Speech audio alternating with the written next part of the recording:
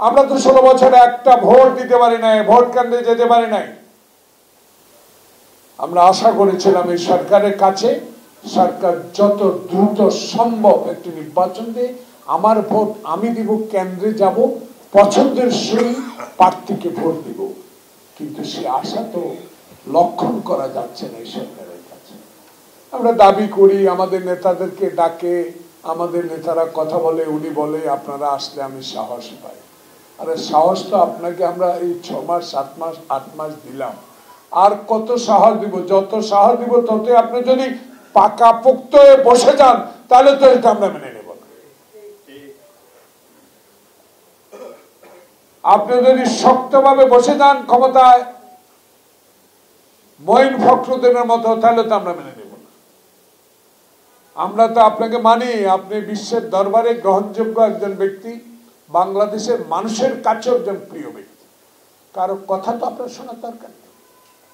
আপনার অ্যাডভাইজাররা আছে, তাদেরকে উপদেশ নেন, কিন্তু এমন কিছু অ্যাডভাইজার আছে যারা আপনাকে এমন উপদেশ দিবে, যারা আওয়ামী লীগের আমলে আমাদের বিনা কারণে মামলা দিছে, বিনা কারণে জেলে রেখেছে, যারা বাংলাদেশের সাংবিধানিক প্রতিষ্ঠান ধ্বংস করেছে, যারা পুলিশকে পেটুয়া বাহিনী বানিয়েছে, যারা বিজেপিকে ঘরের চাকরের মতো ব্যবহার করার চেষ্টা করেছে, যারা সেনাবাহিনীকেও ধ্বংস করার চেষ্টা করেছে, যারা বিচার বিভাগকে ধ্বংস করে দিয়েছে, যারা বিচারক নিয়োগ করেছে দলীয়ভাবে, তাদের কথা রক্ষার জন্য তাদের আপনার আশেপাশে তারাই বসে আছে, তাদেরকে তো এখনো সরাতে পারে।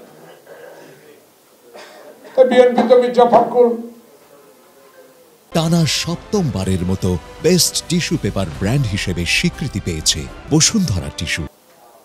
আমাদের রিজভী সাহেব প্রত্যেকদিন কথা বলছেন, একটা অসত্য কথাই তো বলেন নাই, একটা অসত্য কথাও তো বলেন নাই। মানুষের কথা বলছেন, সত্য কথাগুলো বলছেন। এটাকে কেউ কেউ রাজনৈতিক হাতিয়ার হিসেবে ব্যবহার করে আমাদেরকে আরেকটা চক্রান্ত পেলে নির্বাচনকে বিলম্বিত করার একটা প্রয়াস চালাচ্ছে। এই চক্রের বিরুদ্ধে আমাদের বক্তব্য, আপনার বিরুদ্ধে না।